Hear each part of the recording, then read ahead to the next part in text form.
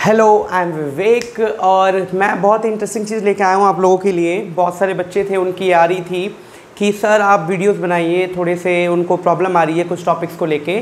तो आज मैं बेसिकली क्या डिस्कस करने वाला हूँ, तो आज मैं केमिस्ट्री के लिए वीडियो और कुछ शेड्यूल लेके आया हूँ, जो शेड्यूल आप लोगों के साथ शेयर करना चाहता हूँ। वो शेड्यूल क्या है? वो शेड्यूल ये है कि हम लोग अब today is what, today is 24 September. Okay, so October, November, December and January, 4 months हम लोगों के पास 4 महीने हैं।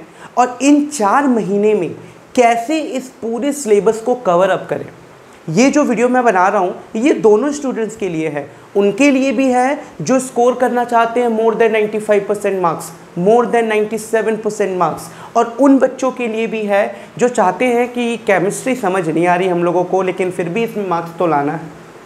केमिस्ट्री थोड़ी सी ऊपर से जा रही है बट पास तो होना है, मुझे स्कोर करना है, कुछ वैलिड मार्क्स लेके आना है, 60 to 70, 65 to 70। तो दोनों बच्चों के लिए है। तो उन दोनों कैटेगरी के स्टूडेंट्स के लिए मैं एक वीडियो बना रहा हूँ आज, और इसमें मैं शेड्यूल को डिस्कस करने वाला हूँ कि हम किस तरीके से जो हमारा लेटेस्ट सिलेबस है CBSE 2020-21 का, जो काफ़ी हद तक डिडक्शन हो गया है सिलेबस में, तो उस सिलेबस के अकॉर्डिंग मैं पूरे चैप्टर्स वाइज वीडियो बनाने वाला हूं आप सबके लिए। तो आप सबको यहां से क्या फ़ायदा मिलने वाला है कि आप उन वीडियोस को देख के, उन वीडियोस को समझ के आप बहुत ही आसानी से सभी क्वेश्चंस को सॉल्व कर सकते हैं।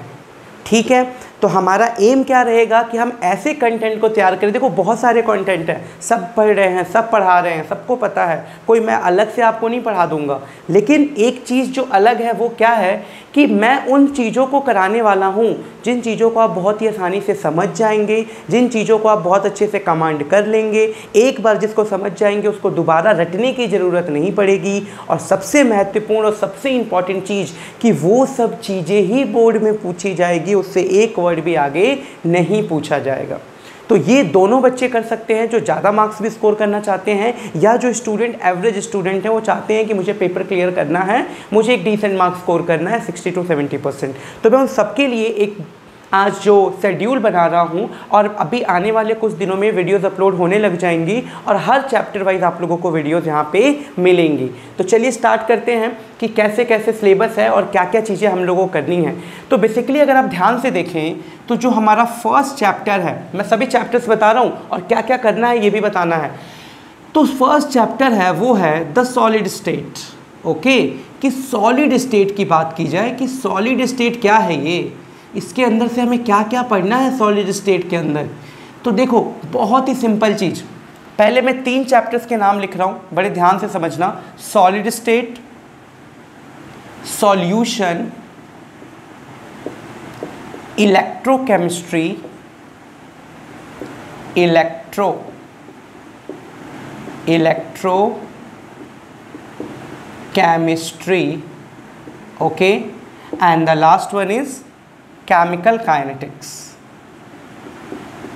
chemical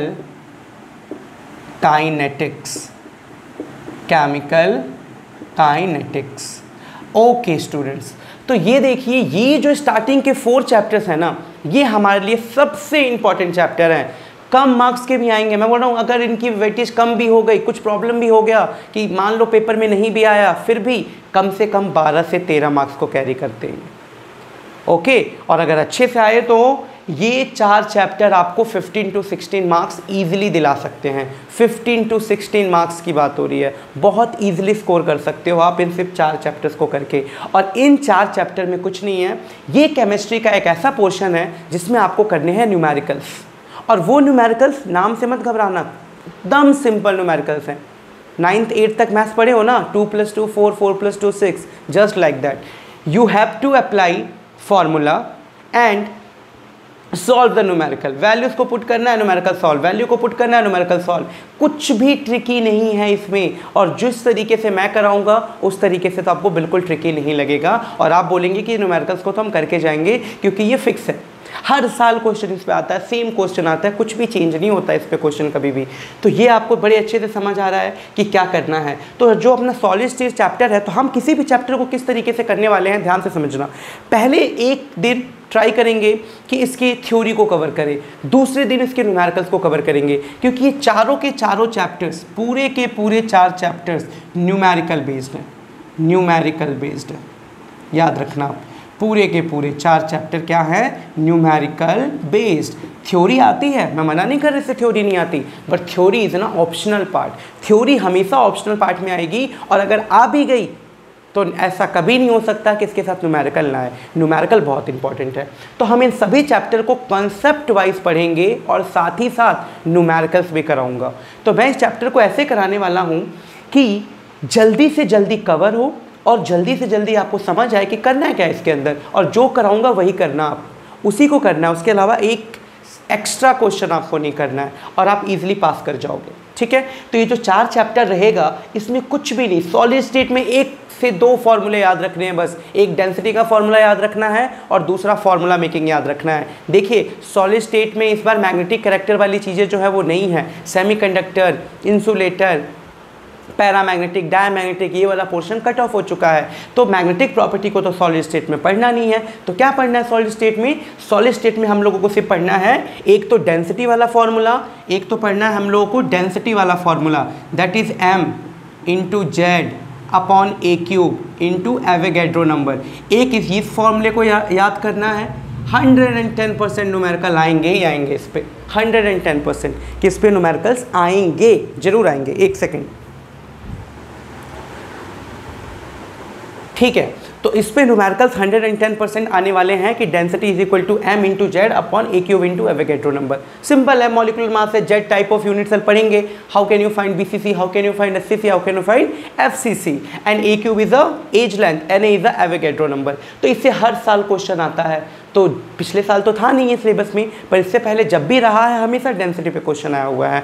तो एक इस जो पहला चैप्टर होगा सॉलिड स्टेट में, वह हमारा बेसिकली जो फोकस होगा वो डेंसिटी वाले न्यूमेरिकल पे होगा, और जो दूसरा होगा वो वॉइड्स को पढ़ेंगे बड़े डिटेल से कि वॉइड्स क्या होते हैं, टेट्राहेड्रल वॉइड्स क्या होते हैं, ऑक्टाहेड्रल वॉइड्स क्या होते हैं, और उस पर फॉर्मूला मेकिंग वाले क्वेश्चन को हम कैसे कर सकते हैं। चलिए, तो ये तो हो गया पूरा का पूरा सॉलिड स्टेट। अब बात कर लेते हैं सॉल्यूशन की।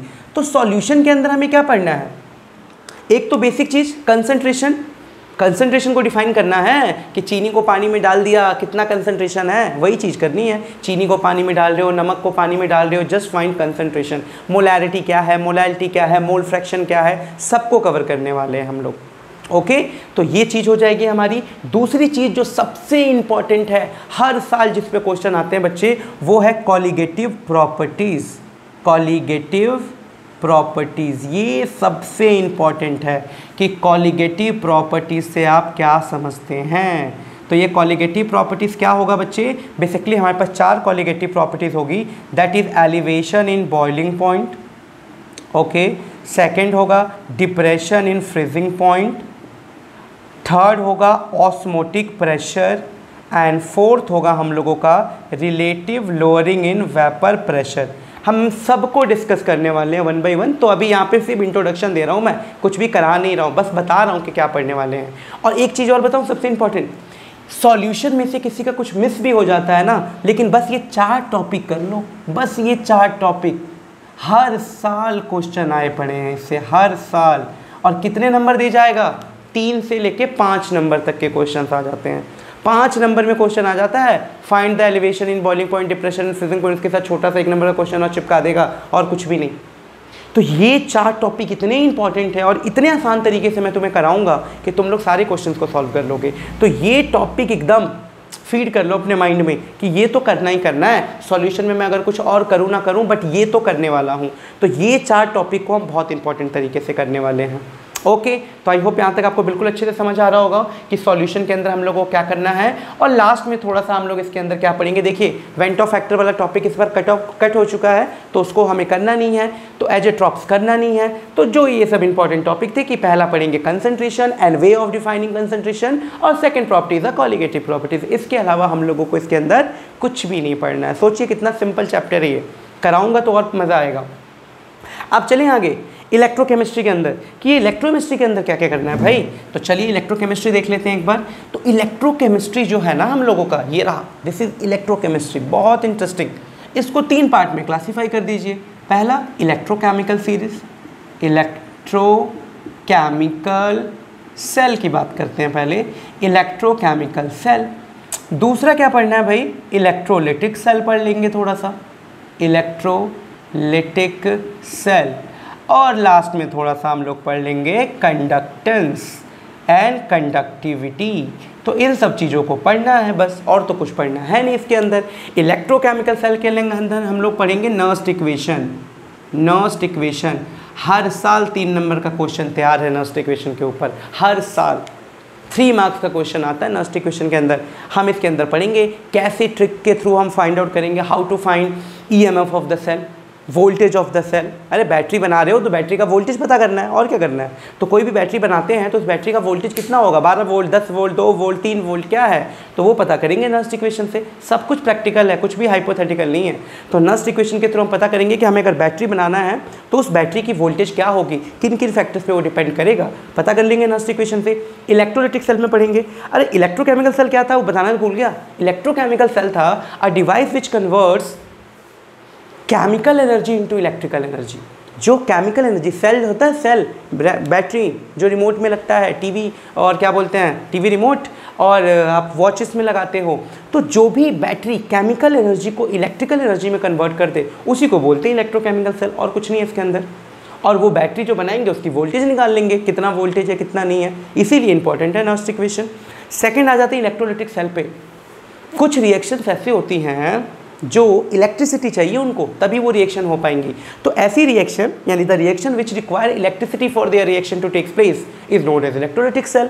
इसके अंदर इसका उल्टा पढ़ लेंगे, इलेक्ट्रिकल एनर्जी को केमिकल एनर्जी में कन्वर्ट कर रहा है, तो ये भी बड़ा इंपॉर्टेंट टॉपिक होने वाला है। लास्ट में आ जाएगा हमारा conductance, conductivity, resistance, resistivity, Kohlrausch law, infinite dilution, dilution करके क्या क्या फ़र्क पड़ता है कि अगर किसी सॉल्यूशन में आप डाइल्यूट करने जाओ तो उसके कंडक्टेंस, कंडक्टिविटी पे क्या क्या फ़र्क पड़ने वाला है। तो इस चैप्टर को हम 3 भागों में कैटेगराइज करेंगे और इन 3 पार्ट्स में इस पूरे को हम लोग अच्छे से सॉल्व करने की कोशिश करेंगे, ठीक है। तो ये हम लोगों का एक और तरीका हो जाएगा कि किस तरीके से हम इलेक्ट्रोकेमिस्ट्री को पढ़ सकते हैं। ओके, आई होप समझ आया होगा। जब करेंगे तो बहुत मज़ा आने वाला है। चलिए अब चलते हैं नेक्स्ट पे। तो नेक्स्ट देखते हैं, नेक्स्ट क्या है हमारा भाई। तो नेक्स्ट है हम लोगों का केमिकल काइनेटिक्स। तो चलो देखते हैं कि केमिकल काइनेटिक्स में हम लोग क्या क्या करने वाले हैं।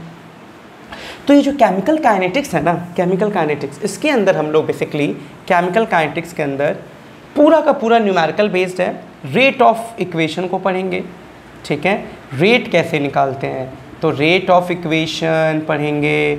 दूसरा रेट लॉ को पढ़ेंगे। ऑर्डर ऑफ रिएक्शन पढ़ेंगे कि ऑर्डर क्या है, मॉलिकुलैरिटी क्या है, फर्स्ट ऑर्डर क्या है, जीरो ऑर्डर क्या है। बस यहीं तक अपनी कहानी को सीमित रखेंगे, first order and zero order. Arrhenius equation वाला कंसेप्ट इस बार है नहीं सिलेबस में, तो बस इतनी चीज़ों को हम लोगों को अच्छे से करना है। कौन कौन से फैक्टर्स हैं जिस पे रेट ऑफ इक्वेशन डिपेंड करती है, rate of reaction. Okay, rate of reaction, इसको इक्वेशन को आप लिख लीजिए, रेट ऑफ रिएक्शन। चलो, तो ये सब चीज़ें पढ़नी है और बहुत ही इंटरेस्टिंग चैप्टर होने वाला है, ठीक। तो मैंने आपको थोड़ा सा आइडिया दिया कि स्टार्टिंग के जो 4 चैप्टर हैं पूरे के पूरे क्या है, numerical base. First chapter density, second chapter colligative property, third chapter electrochemical, fourth rate law, rate equation, order, first order and zero order. तो इन सब चीज़ों को हम लोगों को कवर करना है अपने इन चारों चैप्टर में। और ये चैप्टर हम लोगों को दिलाएंगे कम से कम नहीं तो 15 मार्क्स। ये चैप्टर, ये सिर्फ 4 चैप्टर हम लोगों को कम से कम भी दिलाएंगे तो 15 मार्क्स दिला के रहेंगे। कम से कम बोल रहा हूँ, ज़्यादा भी हो सकता है, 16-17 भी जा सकता है। मैं कम से कम बता रहा हूँ कि ये 15 मार्क्स तो हम लोगों को दिलाएंगे ही दिलाएंगे। डन, चलिए आगे बढ़ें। चलो, तो ये तो आपको समझ आ गया अच्छे से। अब चलते हैं आगे। आगे क्या है, तो अब अलग टाइप की क्लासिफिकेशन होगी। ये चारों हम लोगों ने पढ़ लिए। एक हमारा पोर्शन होगा कि इसको हम ख़त्म करें अपना न्यूमेरिकल को, और इसके साथ ही पूरा न्यूमेरिकल पोर्शन भी ख़त्म। उसके बाद से हम पहुंच जाएंगे अपनी सरफेस केमिस्ट्री। बहुत ही इंटरेस्टिंग चैप्टर, सरफेस केमिस्ट्री। ऐसी फिनोमिना जो सरफेस पे टेक्स प्लेस होती हो उसको बोलेंगे सरफेस केमिस्ट्री। बहुत इंटरेस्टिंग चैप्टर, इसके साथ लिखेंगे हम लोग 6 चैप्टर। तो अब हमारा जनरल प्रिंसिपल आइसोलेशन है नहीं, तो 6 चैप्टर हमारा हो जाएगा P block. P block. Now 7 is D block and 8th is coordination chemistry. Coordination chemistry, तो ये हमारा हो जाएगा कोऑर्डिनेशन केमिस्ट्री, समझे? तो दिस इज कोऑर्डिनेशन केमिस्ट्री। अब इन चारों का एक अलग ही है अपना महत्व, अपनी इम्पोर्टेंस। ये चैप्टर्स ट्रिक से सॉल्व करने वाले हैं, इतना मज़ा आएगा सॉल्व करने में। पी ब्लॉक डी ब्लॉक देख के बच्चे घबरा जाते हैं, बोलते नहीं नहीं बहुत तो बड़ा चैप्टर है, इस बार तो 15th ग्रुप भी आ गया, आप क्या करें? 15th ग्रुप भी आ गया, क्या करें भाई? कोई बात नहीं, कुछ नहीं करो, 15th ग्रुप ही तो आया है, अच्छा है। जितने ज़्यादा ऑप्शंस होते हैं उतने ज़्यादा क्वेश्चंस अच्छे से कर सकते हो। तो ये ऑप्शन है, सिलेबस का ऐड होना इज़ एन ऑप्शन, ये कोई बुराई नहीं है। ग्रुप 15 पिछली बार नहीं था, इस बार आ गया, अच्छी बात है, क्वेश्चंस करेंगे इससे अच्छे से।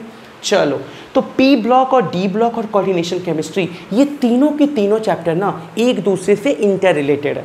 जिसको डी ब्लॉक नहीं आया वो कैसे सॉल्व कर देगा कोऑर्डिनेशन केमिस्ट्री? मेरे को बता दो, तुम नहीं कर पाएगा। जिसको डी ब्लॉक नहीं आया, जिसको डी ब्लॉक की सीरीज याद नहीं हुई, जिसको ऑक्सीडेशन स्टेट निकालना नहीं आया, जिसको चार्जेस देखना नहीं आया, जिसको स्टेबिलिटी देखना नहीं आया, how can they find coordination chemistry? How can they solve numerical on coordination chemistry? How can they solve VVT theory? How can they solve CFT theory? It's impossible, it's totally impossible, नहीं कर पाएगा। तो D block को पढ़ेंगे, D block के बाद होगी coordination chemistry. कितने लोग सीधा कोऑर्डिनेशन केमिस्ट्री करा रहे हैं, डी ब्लॉक कराए नहीं? अरे भाई कैसे पता लग जाएगा उस बच्चे को कि हम डी ब्लॉक के एलिमेंट्स क्यों यूज़ कर रहे हैं कोऑर्डिनेशन केमिस्ट्री में? कोई रीज़न तो होगा, पी ब्लॉक का क्यों यूज़ नहीं करते, क्यों डी ब्लॉक के एलिमेंट्स होते हैं सिर्फ कोऑर्डिनेशन केमिस्ट्री में? कुछ तो रीज़न दो। तो ये रीज़न है, ठीक है? तो हम पढ़ेंगे तो पहले डी देन कोऑर्डिनेशन केमिस्ट्री। अब डी ब्लॉक पढ़ने से पहले प्री ब्लॉक पढ़ना जरूरी है। भाई ब्लॉक से एक परिचित तो हो कि ब्लॉक क्या होता है, आयनाइजेशन एंथैल्पी क्या होती है, गेन एंथैल्पी क्या होती है, ऑक्सीडेशन स्टेट क्या होता है, ऑक्सीडाइजिंग नेचर क्या होता है, रिड्यूसिंग नेचर क्या होता है, how to draw the shape, ये सब चीज़ें पता होनी चाहिए भाई। वेस्पर थ्योरी से कैसे शेप बनाओगे, कौन सिखाएगा? पी ब्लॉक सिखाएगा। तो जब तक पी ब्लॉक नहीं, डी ब्लॉक नहीं, डी ब्लॉक नहीं, कोऑर्डिनेशन केमिस्ट्री नहीं। तो they are the inter related chapter. तो ये जो चैप्टर सीक्वेंस में दिए हैं ना, कुछ सोच समझ के ही दिए गए हैं, तो आप भी इसको ही फॉलो किया करो प्लीज़, ठीक है? कि सीक्वेंस से पढ़ा करो। कभी ऐसा नहीं पहला चैप्टर पढ़ा फिर एक ही बार 8वां चैप्टर पढ़ रहे हो, कुछ समझ नहीं आएगा। रटना थोड़ी है, रटना नहीं है, रटने में तो बहुत टाइम लगता है, 1 साल का टाइम रटने वालों को ही लगता है, ठीक है? हमें तो समझ के करना है, दिमाग लगा के, ठीक? तो this is coordination chemistry, D block, P block, इनको बड़े अच्छे से करने वाले हैं हम लोग। एक क्वेश्चन, सिंगल क्वेश्चन नहीं छूटेगा तुम्हारा पी ब्लॉक का। और देखना 2 से 3 दिन में पूरा चैप्टर खत्म करा दूंगा, ऐसा भी नहीं कि पूरा, क्योंकि इसको अगर डिटेल में पढ़ो ना, मैं खुद बता रहा हूँ, अगर मैं डिटेल में पढ़ाऊँ तो 1 महीना लग जाएगा पी ब्लॉक में, बहुत कुछ है इसके अंदर। लेकिन क्या करने वाले हैं हम लोग concept plus short trick plus जल्दी हो और सारा क्वेश्चन अटैम्प्ट हो, उस तरीके से करने वाले हैं, तो बहुत जल्दी हो जाएगा D block and this coordination chemistry. Surface chemistry एक अपना अलग इतिहास है, उससे कुछ लेना देना नहीं है इन तीनों का। तो सरफेस केमिस्ट्री एक अलग इशू है, उसके अंदर पढ़ेंगे कोलाइड क्या होता है, सस्पेंशन क्या होता है, गोल्ड नंबर क्या होता है, कैसे एड्जॉर्प्शन होता है, कैसे एब्जॉर्प्शन होता है, सब कुछ पढ़ने वाले हैं। तो ये हमारा एक अलग पोर्शन हो जाएगा। कितने मार्क्स का आएगा ये? तो ये पी और डी पता है आपको, कम से कम भी सिर्फ पी और डी की बात कर लूँ, कम से कम भी 10 मार्क्स के तो सिर्फ ये 2 आ जाएंगे, पी और डी। और अगर पूरे को मिला दो 10 3 13 3 16 16 मार्क्स, 16 मार्क्स। और भी से अब तो और ऐड कर लो, और ऐड कर लो तुम, कम से कम भी नहीं तो 5, यानी ये जो चैप्टर है 20 से लेके 22 मार्क्स का क्वेश्चन यहाँ से आने वाला है, ठीक है? स्टार्टिंग के 4 चैप्टर कितने बताए थे मैंने? 15 मिनिमम था वो, समझ रहे हो, मिनिमम था वो। तो ये आ गए अब हमारे पास कहानी, समझ रहे हैं? तो 20-22 मार्क्स लेना है ना, ईजिली ले सकते हो बस इनको करके, समझेंगे इसको भी। नेक्स्ट आ जाइए, यहाँ से शुरू होगी हमारी सबसे favourite topic, that is organic chemistry, that is halo alkane. Halo alkane यानी ऑर्गेनिक को हेलो कर रहे हो, halo alkane and hello arene, hello arene. Done. 11th पे हम आएंगे, अभी मैं लिखूँ फिर समझाता हूँ। Alcohol, phenol and ethers. Alcohol, phenol and ethers. उसके बाद आ जाएंगे 12 क्या है भाई? Aldehyde ketone, aldehyde ketone and carboxylic acid, carboxylic acid. और जो लास्ट में आने वाला है भाई हमारा वो है अमाइन, अमाइन। तो ये हो गए हमारे, क्या हो गए ये? ऑर्गेनिक। ये हमारा हो गया ऑर्गेनिक। बहुत इंटरेस्टिंग चैप्टर्स हैं और बहुत अच्छे से पढ़ने वाले हैं। ऑर्गेनिक काफ़ी मार्क्स दिलाएंगे आपको, ये कम से कम भी नहीं तो ये आपको दिला देंगे 20 नंबर, कम से कम 20 मार्क्स। ये 4 चैप्टर आपको दिलाने वाले हैं, समझ रहे हो आप? तो अब ऑलमोस्ट 90% सिलेबस हम लोग कवर कर चुके हैं। इसके बाद क्या बचेगा? एक ही चैप्टर तो बचेगा, बायोमॉलिक्यूल्स। बायोमॉलिक्यूल्स, समझ रहे हैं? बायोमॉलिक्यूल्स, क्योंकि पॉलीमर और केमिस्ट्री इन एवरीडे लाइफ तो आ नहीं रहा इस बार। तो बस यही 14 चैप्टर है। इन 14 चैप्टर्स को हम लोगों को करना है 3 to 4 मंथ्स के अंदर। 1 महीने में भी हो सकता है ये सब, लेकिन टाइम है तो यूटिलाइज़ करेंगे। 3 to 4 मंथ्स के अंदर मैं सारी वीडियोस अपलोड करूंगा आप लोगों के लिए, और मैं ट्राई करूंगा कि सभी के वीडियो, सभी चैप्टर्स को कंप्लीट करूं और साथ ही साथ सबके क्वेश्चंस भी आप लोगों से सॉल्व करूं। तो बहुत इंटरेस्ट, बहुत मज़ा आने वाला है अपनी सीरीज़ में। तो आज मैंने वीडियो इसीलिए बनाया ताकि आपको एक ओवरव्यू दे दूं कि क्या सिलेबस है, कैसे करना है और हम लोग कैसे प्रोसीड करेंगे। ठीक है? तो बड़ा सिंपल सी कहानी है, कुछ नहीं है। मार्क्स भी बता दिए आपको। टोटल 70 मार्क्स का पेपर बनने वाला है। अगर आपको कंसेप्ट क्लियर है तो 1-1 नंबर वाले क्वेश्चन आराम से सॉल्व हो जाएंगे। जिसको कंसेप्ट क्लियर नहीं है 1-1 नंबर के क्वेश्चन सॉल्व नहीं होंगे। जो बच्चे ये सोचते हैं कि बोर्ड ने अच्छा कर दिया, 50% 1-1 मार्क्स कर दिया, हमारी तो मौज आ गई, नहीं, तुम्हारे लिए मुश्किल है। जिन बच्चों का कॉन्सेप्ट क्लियर नहीं है वो 2-2 मार्क्स के क्वेश्चन में कुछ तो लिख देंगे, लेकिन 1-1 मार्क्स के क्वेश्चन में या तो सही होता है या गलत होता है, उसका और कोई ऑप्शन नहीं होता बच्चे। या तो सही या गलत, नंबर मिलेंगे या नहीं मिलेंगे। पर 2 मार्क्स के क्वेश्चन, 3 मार्क्स के क्वेश्चन में ऑप्शन था आप लोगों के पास कि कुछ भी लिखो तो 1 मार्क्स मिल जाएगा, 2 मार्क्स का क्वेश्चन है तो मिलते थे नंबर। तो इसीलिए बोल रहा हूँ कॉन्सेप्ट को समझना बहुत ज़रूरी है। जब तक आप कॉन्सेप्ट को नहीं समझेंगे आपसे 1 नंबर के क्वेश्चन सॉल्व नहीं होंगे। और एक बार कॉन्सेप्ट को समझ गए ना, ईजिली सॉल्व कर सकते हो, ईजिली, बिना किसी प्रॉब्लम के। समझ रहे हैं आप? तो इसीलिए बोल रहा हूँ कि इस चीज़ों को फॉलो करो। मैंने यहाँ सिलेबस लिख दिया है, जल्दी ही मैं स्टार्टिंग से चैप्टर्स की वीडियोस डालने वाला हूँ, उसको पढ़ना स्टार्ट करो, डाउट पूछना स्टार्ट करो। पूछोगे तभी तो कुछ नया सीखोगे, तो पूछना स्टार्ट करो और बहुत जल्दी इसको कवर करने वाले हैं। ठीक है? तो ये तो था हम लोगों का जो मेरे YouTube पे आते रहेंगे वीडियोस। उसके अलावा अगर तुम एक्स्ट्रा मतलब चाहते हो कि तुम और भी इसको चीज़ को करना चाहते हो और भी क्लासेस को ज्वाइन करना चाहते हो, तो मैं तुम्हें डिस्क्रिप्शन में कांटेक्ट दे दूंगा, उससे तुम कांटेक्ट कर सकते हो और तुम और भी हमारे बैचेस के बारे में इंफॉर्मेशन ले सकते हो कि कैसे हम अपने बैचेस में पढ़ाते हैं, कैसे क्या करते हैं। आप फ्री डेमो क्लास ले सकते हो, सब कुछ आपके लिए अवेलेबल है। यहाँ पढ़ो वहाँ पढ़ो, डजेंट मैटर, लेकिन पढ़ो। द रीज़न इज़ दैट कि पढ़ो, पढ़ना ज़रूरी है। ठीक है?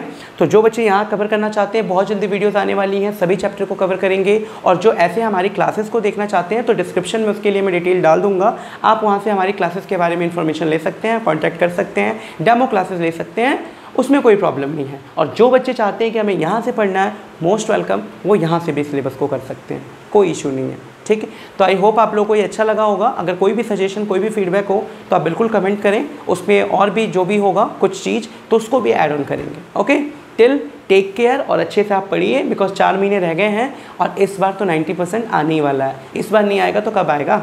इतना सिलेबस रिड्यूस हो गया है और हम लोग को पता है, टाइम मिला, आप लोग घर पे हो, घर पे ज़्यादा टाइम मिलता है, घर पे हम लोग अच्छे से पढ़ेंगे। ये मत सोचिए कि स्कूल जाते थे तो ज़्यादा, घर पे हो तो भी अच्छे से पढ़ सकते हो, आपके लिए कोई प्रॉब्लम नहीं है, आप अच्छे से पढ़ सकते हो, टाइम यूटिलाइज़ कर सकते हो। तो इसी होप के साथ मिलते हैं फिर जल्दी से अपने नए वीडियो के साथ और नए चैप्टर के साथ। टिल टेक केयर एंड करते रहो और पढ़ते रहो।